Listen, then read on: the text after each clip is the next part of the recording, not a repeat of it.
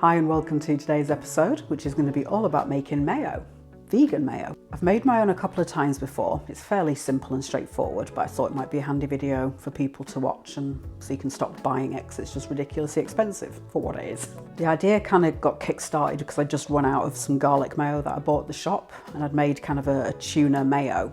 So I thought, well, I'll make the mayonnaise and then I'll show you how to make like a vegan tuna salad. Then I thought, well, I'll make some potato salad as well, because who doesn't love potato salad? Then I thought, well, I need something to have the tuna salad on, so I'll make some bread. So we're gonna make another gluten-free soda bread, and I'm gonna pop in some cheese, tomatoes, and olives. Lots of flavors in the bread and then on the bread. Should be really delicious together. So we'll crack on with the bread first. I'm using a recipe that I found on asaucykitchen.com. I will stick the link to the original in the description for you. Preheating the oven at 205°C, which is 400 degrees Fahrenheit. Then I've got 450 grams, which is 3 1/4 cups of plain gluten-free flour. Now this one doesn't have any xanthan gum, so I'm gonna have to pop some in. So just check the ingredients on the bag. I'll show you where it is in a second. I've got 6 tablespoons of vegan butter. It's about 84 grams. I'm just going to stick that in the microwave to melt it down. While the microwave's whirring away, I'll show you on the flour bag where you need to look. So if you look for ingredients there, and then just double check if it's got any kind of gum or anything in it. The xanthan gum acts as a binder, so it kind of replaces things like eggs and gluten, that sort of thing. So it's kind of a key ingredient. If you haven't got the xanthan gum, apparently you can use guar gum as well, but have a look at the original recipe, which has got all sorts of great little tips on there for you. The recipe needs 1 1/4 cups of buttermilk, which is about 300 mils. So I took 270 mils of soy milk and then added 2 tablespoons of apple cider vinegar, and that curdles the milk. So I'll just give that a little stir. I think the intention is that the acid of buttermilk triggers the baking soda. I'm yet to discover why you need to make it as buttermilk though, and why you can't just put milk and then acid in there. If I find out, I'll stick it in a note for you. So into the gluten-free flour, I'm gonna add 2 teaspoons of the xanthan gum. So it's a kind of off-white, very fine powder. 1 1/4 teaspoons of salt, and then 1 1/4 teaspoons of baking soda. The original uses 2 tablespoons of sugar or honey, whatever kind of sweetener you want. I'm not a fan of sweetbreads. If I want something sweet, I'll eat a cake. But American recipes especially seem very fond of packing loads of sugar into bread. Not sure why. If I was making a yeasted bread, the sugar helps activate the yeast, but we're not using yeast, so I'm just gonna skip it completely, but do feel free if you prefer that. I'm gonna go in with a Danish dough hook and just mix everything together. Got the melted vegan butter there. So 1 tablespoon is to be brushed on top, so 5 is going in the mix. I need to do it one at a time and then stir it in gradually, mix it together. If you haven't got a dough hook, just use a big fork, or you could get your hands in there, sort of rub it together like that kind of thing. Just gonna go in with my hands a little bit, just because I want to break down some of these bigger chunks. It's got like a kind of sand-like texture. I'll now add in the other bits and pieces. They're not in the recipe, but I've decided I want them in there. I've got 40 grams, so maybe a third, kind of half a cup of black olives that I've quartered. 40 grams or about, I guess, a 1/4 cup of, I wanted sun-dried tomatoes, but they only had semi-dried tomatoes, which I think is going to be a little bit problematic, but hope for the best. So I've kind of diced those down a little bit. And then I've got 50 grams of vegan parmesan, which is about half a cup or so. I don't really think it needs to be super precise at this stage. So I'll sprinkle that in and kind of work it together a little bit. Just get everything kind of mixed together. Just going to push a bit of a well into the middle. And I'll pour the buttermilk into that to start off with. And I'm going to do 1/4 at a time. I'm going to lightly push this into a ball. Apparently, if you push it too much, it makes the bread very dense. So you want to kind of minimize the handling. I'm going to bake mine in a cast iron skillet that I've lined with some baking paper. I just find it gets a really nice bake on the bottom of it as well. But if you don't have that, just stick it on a baking tray. Push it down into a bit of a disc. It needs to be about 7 inches across and no more than 2 inches high. I think that's just so it bakes evenly. I'm going to cut across into the top of it. I'm going to go in about 1 centimetre or so, maybe like 1/2 inch. I'm going to top mine with some rolled jumbo oats, but that's totally optional. You don't need to do if you don't want to. Brush it with the remaining butter. I think the butter is going to help give it a really nice golden appearance on the top. And then sprinkle with some oats, half a tablespoon maybe. And then slide this into the oven. It needs between 32 and 35 minutes, very precise. So I'll check it at 32 and see how it's looking. Time to crack on with the mayo. In the meantime, I've microwaved a kilo of potatoes. So that's a kilo of new potatoes, about 2.2 pounds, thereabouts. And I just cut them down into kind of quarters, just so it's mouth-sized pieces. I just chop them down and put them in the glass bowl, no liquids or anything in there, lid on, and then do it in 5 minutes blasts. So do it for 5 minutes, stir everything well, and then just do that sort of 3 times probably, about 15 minutes in total. So I'm just gonna stick those back in the microwave so they're out of my way. And that's obviously for the potato salad. I'm gonna use aquafaba for this one. So that's the kind of juice that comes out of a chickpea can. I've not done it this way before, but I have bought a commercial one that said it had aquafaba in it, so I know it can be done. I found a recipe on minimalistbaker.com, link in the description to the original. So I need to drain the chickpeas, and then we're going to use the chickpeas to make the tuna salad. So I'm going to pour the chickpeas into there, let that drain, and I'll dump the chickpeas into a bowl and then just stick that out the way. I need 1/4 cup of the aquafaba, which is about 60 mils. So you're going to be left with quite a bit. You can make a double batch as well. That's absolutely fine if you want tons of mayo. And then that in there. I'm going to make my mayo in a coffee jar, partly because you can see it then, and then also just because then I can just shove it in the fridge with a top on it. So I thought that was kind of perfect, really. The bread time has gone off, so let's pull it out and have a look. It looks fantastic. Whoa. I was a bit worried that all the oats were going to burn, but they haven't, which is great. So I'm going to pick it up and knock on the bottom and see if it sounds hollow. That's an indicator that the bread's done. But of course, if I do that, all of the oats are going to fall off because I didn't press them in. So yeah, if you put oats on yours, push them in a little bit. Maybe use a spatula or something just to embed them in the dough. It's sounding hollow-ish, but I'm going to give it another 5 minutes, I think, just to be on the safe side. Then while I'm waiting for the bread, I'll put together the rest of the mayo ingredients, apart from the oil. 1/4 teaspoon of sea salt. I'm going to do a 1/4 teaspoon of Dijon mustard. The recipe wants ground mustard powder, and I don't have any, so I'm just hoping that this is going to work. We'll see. The recipe states 1 to 3 teaspoons of whichever sweetener you want, so you can use brown rice syrup, which is what their recipe states, or maple syrup, stevia, that kind of thing, or cane sugar.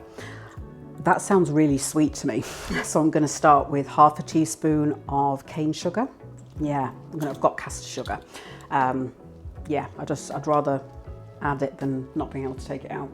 So I'm going to do 1/2 teaspoon of golden caster sugar, 1.5 teaspoons of apple cider vinegar. Bread timer's going off, so let's have a look. That sounds better. So I'm going to lift this onto a cooling rack and then just let it cool down, do its thing. Yeah, well, most of my oats fell off. But here it is. Looks gorgeous. I'm going to use an immersion blender for this, a stick blender. The recipe says they didn't have much success using a jug blender, so I'm not sure what to advise on that. I mean, when I've done it before, it's been fine in the blender, in the jug type. So I don't know if it's because it's aquafaba that it doesn't work so well. But yeah, if you decide to try it in there, that's on you. You can't blame me. But maybe I'll try it as well at one point just to see what happens. So I'm just going to mix these ingredients together first. I'm going to have to change plans because it's literally 1 millimeter too big. Oh, that is so frustrating. I'm going to have to do it in a measuring jug, which is annoying because I wanted something you could see properly through. And that's a teapot. And I'm just a bit reluctant to start jamming the immersion blender in it, just in case. So yeah, transfer everything into here. We'll give this a very quick blend just to mix everything together. This is a cup of sunflower oil, which is 225 grams. The recipe states 3/4 to 1, and I'm going to stream it in very slowly, sort of 1 to 2 minutes it should take. It's got to be a very slow stream, just so it can incorporate fully.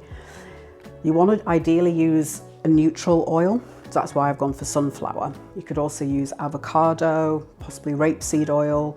You could use one of the like olive oil that's the kind of pale, the white one. Avoid extra virgin olive oil because that's just going to taste really strong.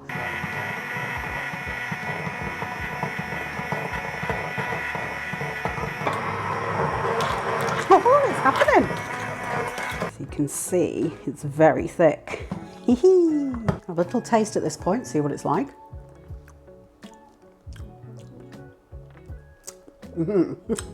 It's creamy, tangy.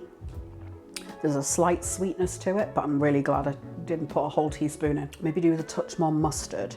But what I think I might do is, because looking at that amount, I think I might double it because I've got enough of the aquafaba. So yeah, I'll do up another batch and I'll maybe pop in a little bit extra mustard into that batch. I'm gonna pop in a bit more oil just to see what happens. The recipe says the more oil you put in it, the denser and thicker and creamier it becomes. Do it so you can see into it a little bit better.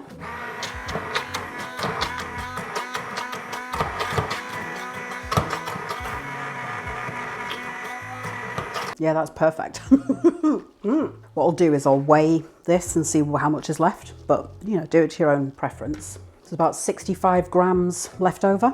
So I'm gonna make another batch real quick and then I'll see you when we start doing the salads. Mayo is done. That's a nice big old jar of it there. I'm blown away at how quick that was. So you could easily do the entire quantity of chickpea juice. I guess I weighed it out and add another 60 mils. So you just do 3 cups of oil-ish. Yeah, and then you'd have mega amounts of mayo, but I just don't know how long it's gonna keep in the fridge. The recipe says about 2 weeks-ish.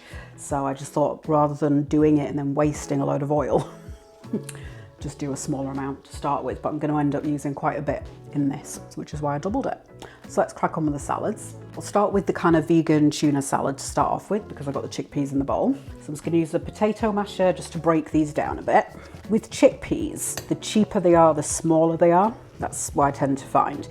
So I've gone for quite a cheap one on this, because also the skins kind of give a nice bit of texture, so give that kind of flakiness that tuna has. So you can be as meticulous with this as you want. If you want every little chickpea completely smashed to smithereens, that's fine, go ahead. If you've got the time and patience. I don't. If you've seen the mushroom stroganoff video, you'll have seen me using the lion's mane mushrooms. So I've rehydrated another one. I just found it had a very tuna-like texture. And I thought it'd be interesting to try and make like a tuna salad with it. I opted for kind of a sort of sea flavoring in the rehydration liquid. So I used some of this, which is wakame. So if you've had one of those little sachets of miso soup, that's what's in those. I put like a tablespoon or so of those in the bowl with a couple of slices of lemon and then covered that in boiling water. Fished everything back out again after about half an hour. Pinged it in the microwave for a couple of minutes just to get it hot again, and then mixed in about a quarter teaspoon or so of Marmite just to get it that kind of sort of tangy iron kind of flavour that tuna has and a bit of umami savouriness.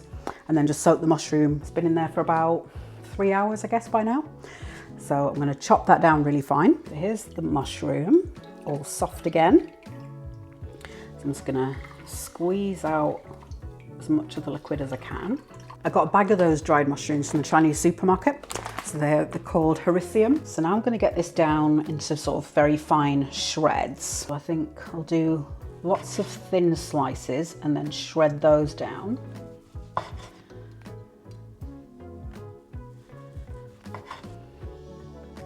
I'm just trying to slice them as thinly as possible and then stacking them together. And I'll take this stack and then kind of shred that. So I've got very fine shreds on it. So I think I might just run the knife through it a little bit just to break those down a touch. It's in little pieces. You can do this any kind of size you like. I'm gonna add some crunchy elements into this one. You don't have to if you don't want to, but I just like that difference in texture. So I'm gonna use probably half a red pepper, stalk of celery and a shallot. I've decided I'm gonna add in a little carrot as well, just for a bit of extra crunch. For the celery, shallot and carrot, I'm just gonna do those on the mandolin, do it straight into the bowl. Makes it nice and easy. So I'm gonna keep that end intact and then I can hold on to that. So I'll just chop that end off. I think I'm gonna cut it into quarters, but I'm not gonna cut all the way through. So like that. So it's split, but it's still attached. So I'm just removing the outer couple of layers that are a bit tougher. And then I'll cut that in half again, but keeping the root end attached. So it's in 4. And I think I'll do a similar thing with the carrot if I can. Carrots are a bit tricky because they're rock hard. There we go. And then just rotate it and do that into quarters. Then the celery, I'm just going to split that down the middle. But I've left a bit to hold on to. Mandolins are razor sharp, so just watch your fingers. Because I've split it, it becomes a bit flimsy, so I'm going to have to kind of hold it a bit lower and then just. And then you can pull those strings off as they appear. There's the size of the celery, very thin little pieces. Do the shallot next, why not?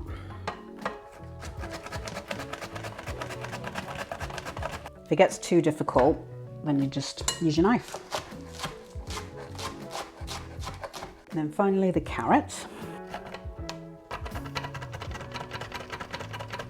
And then for the pepper, pull the top out. Well, I'll snap the top off, cut it in half.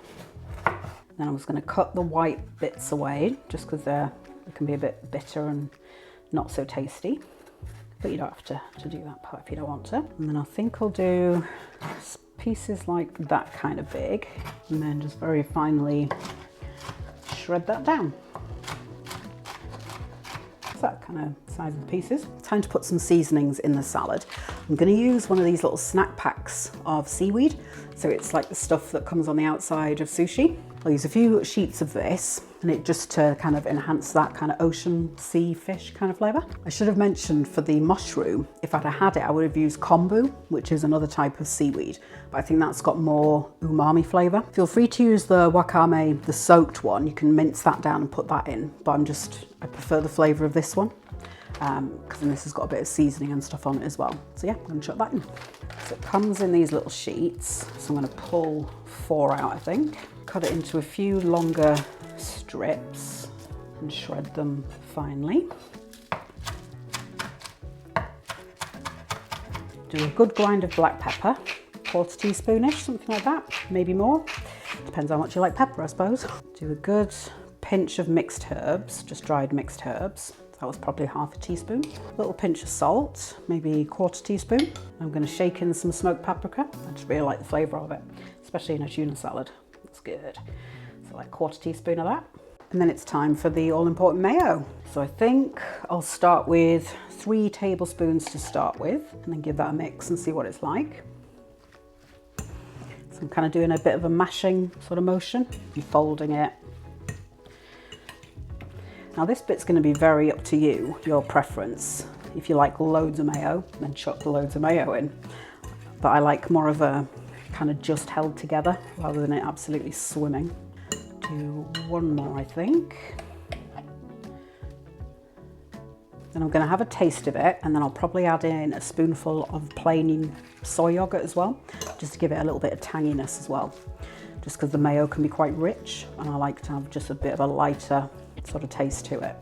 But you don't have to use the yogurt if you don't want to, not a problem. Have a try.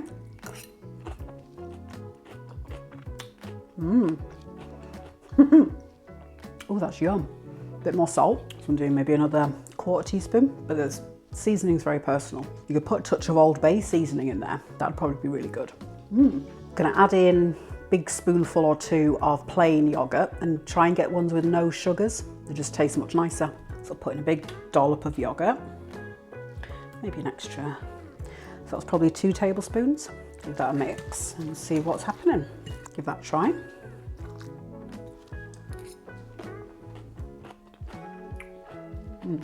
Flavour's great, and there's loads of wonderful textures as well. Lots of nice crunchy things, but then the softness from the chickpeas and the mushroom. Clean my bowl out, and then we'll crack on with the potatoes. I'm going to use about 5 spring onions or so.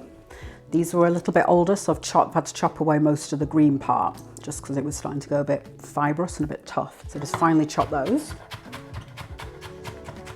Spring onions all chopped down. I might chop through that a little bit, just to break pieces down a touch. And then I'm going to use the last bit of the bunch of celery that I've got. I'm just going to chop the whole lot. I'm going to do the leaves and everything. So the celery's all shredded there.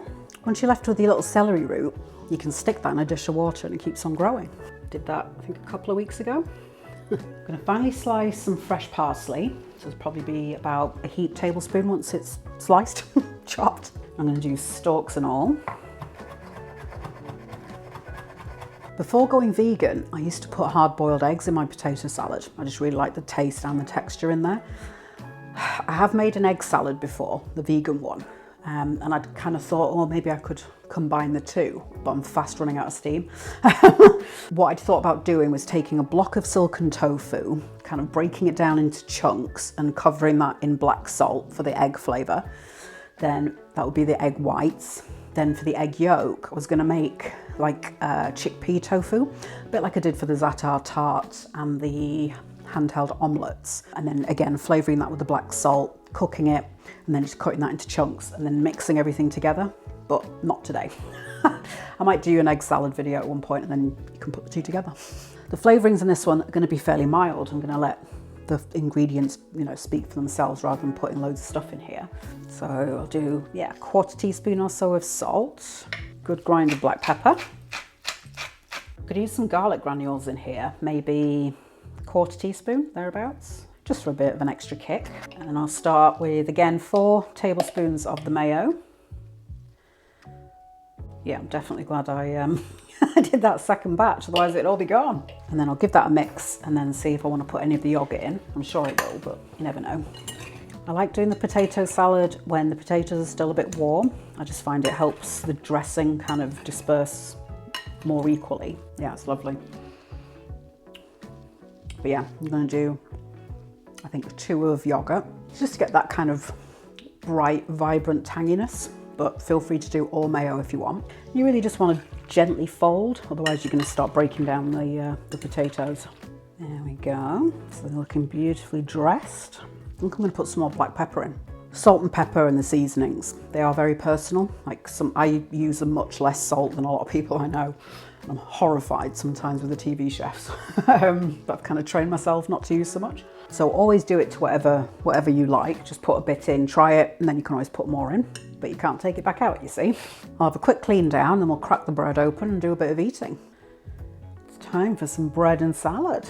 Haha, yes. I think in terms of labour, it's probably the tuna salad has got the most work involved, then the bread, then the potato salad, I think. The mayo, I mean, that was just, and you're done.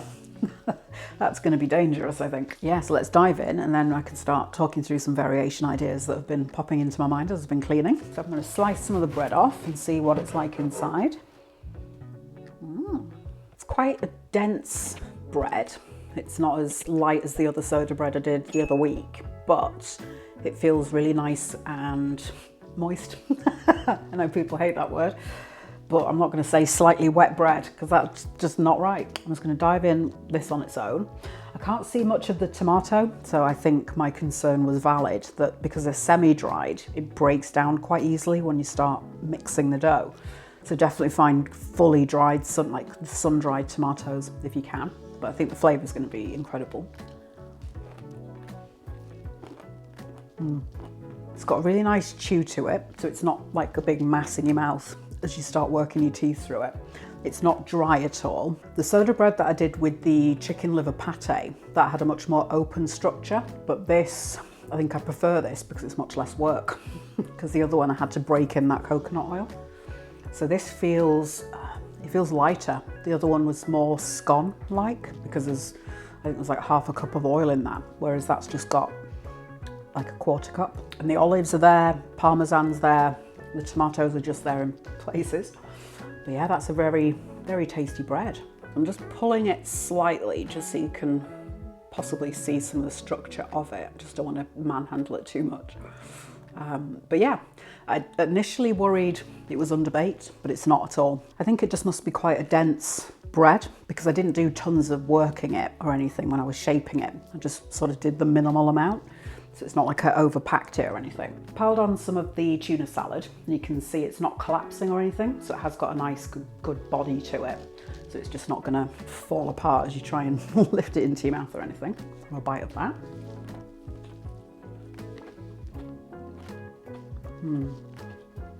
There's some really wonderful flavours going on there. And the olives and cheese and the tomatoes really complement the salad. And then there's so many different textures in there, like lots of crunchy textures, but each crunch is slightly different. That's delicious. Some radishes would be really good in that tuna salad as well, just for another type of crunch again. And they've got quite a sort of, there's like a sharp brightness to them. So yeah, a few of those very finely sliced would be really, really good in there. That's a fantastic little bit of food, that is. Speared up some of the potato salad, and you can see it's not well, that was just bound to happen. So I've speared up some of the potato salad, and you can see it's not absolutely drowning in the dressing, but it's just nicely coating and kind of sitting on there quite pleasantly without being too thick and heavy or anything. Dive in. I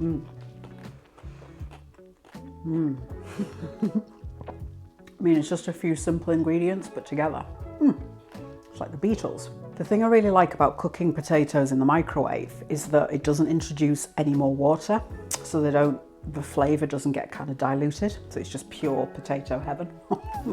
If you want to do the potato salad next level, you can roast them first before putting them in with the rest of the bits. If you're in a hurry, you could either parboil them on the stove or microwave them for like 10 minutes and then finish them in the oven for 20 minutes, half an hour. The longer the better really, because you can get that nice crust on them. Or do them in the air fryer. They'll probably be 15-20 minutes in the air fryer, and then mix it in with all the rest of the other bits and pieces. And then roasting the outside of them intensifies that flavour even more. So then it's just, yeah, it's really delicious. With the mayonnaise, you can definitely play around with the ingredients in there. So I thought this will be super weird, but I think I might try it with balsamic vinegar one time, just to see what happens. I think it would be really, really weird, but potentially delicious. You could take that and mix in some pesto, and then you've got like a pesto mayo to put on as like a base on sandwiches. You could also use some whole grain mustard, and then you've got like a mustard mayo. Put some garlic in there. There's like loads of different things you can start adding into it now that you've got the basic recipe there. The only thing I wouldn't use in there is coconut oil, like the solid stuff. I made that mistake, and yeah, it just sets hard. It's still very tasty, but a little bit weird. If you wanted to go wild, you could probably start playing around with the oils in there. I mean, it's going to start getting expensive if you're using a cup of hazelnut oil. But I don't know, yeah, you could maybe do the majority of it in a neutral oil and then do like 50 mils or so of sesame, walnut, hazelnut, pumpkin, that kind of thing, just to see what it does to the flavour. Just experiment a little bit. I have just about hit my limit. I'm still getting over COVID, and this was possibly a little bit too much work today. I could just suddenly feel myself like, oh, everything's swimming. Hit subscribe and tap the bell icon if you want more potato recipes that'll have Sam and Frodo going weak at the knees.